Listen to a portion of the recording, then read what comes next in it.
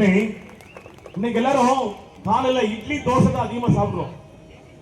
இந்த இட்லி தோசை சாப்பிடுறதுனால என்ன பிரச்சனைனா, கடந்த 20 ஆண்டுகளா நீங்க பாருங்க, அதுக்கு முன்னாடி டெய்லி இட்லி தோசை சாப்பிட மாட்டோம். டெய்லி இட்லி தோசை சாப்பிடுறதுனால சக்கரை நோய் பெருகிட்டே இருக்கு. அதாவது இட்லி தோசை வந்து புளித்த உணவு. தயவு கூர்ந்து சொல்கிறோம், புளித்த உணவுகளை நாம் அதிகமாக சாப்பிடக்கூடாது. வருஷத்துக்கு ஒரு நாள் தான் இட்லி சாப்பிட்டோம், அதான் தீபாவளி.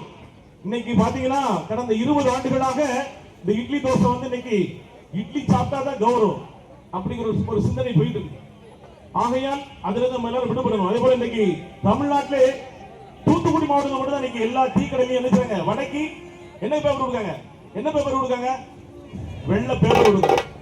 அதுக்கு போராடியது தமிழண்ட கலைக்குழு, அது தெரிஞ்சுக்கோங்க. அதுக்காண்டி ஒரு குறும்படம் எடுத்து தமிழண்ட கலைக்குழு அவ்வளவு வேகமாக செயல்பட்டது. இன்றைக்கு கேன்சர் நோயை ஒழிப்பதற்கான ஒரு வேலையை எங்களுடைய தமிழண்ட கலைக்குழு செயல்பட்டு இருக்குது. அதற்கும் அடுத்தது போல வெள்ளை பேப்பர் இல்லாம நியூஸ் பேப்பர் கொடுத்தா வச்சுக்கோங்க 1000 ஃபைன். உணவு பாதுகாப்பு துறை வந்து 1000 அபராதம் விதிச்சிட்டு இருக்கிறாங்க. அதுக்கு பயந்து இன்னைக்கு எல்லாருமே எல்லா கடையிலையும் மாறிட்டாங்க, மாவட்டம் முழுக்க. இது வந்து தமிழ்நாடு முழுக்க மாறணுங்கிற ஒரு ஆர்வம் எங்களுக்கு இருக்கு. அதுக்கு அடுத்தால பாத்தீங்கன்னா இன்னைக்கு பழைய சோறு சாப்பிடுறது ரொம்ப எல்லாரும் யோசிக்கீங்க, தப்பு. பச்சை மிளகா 2 எடுத்து கமங்கூலே குடிச்சு பாரு,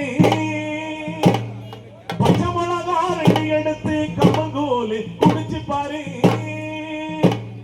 கோட வெயில் கொடுத்து வெயில் குழு குழுன்னு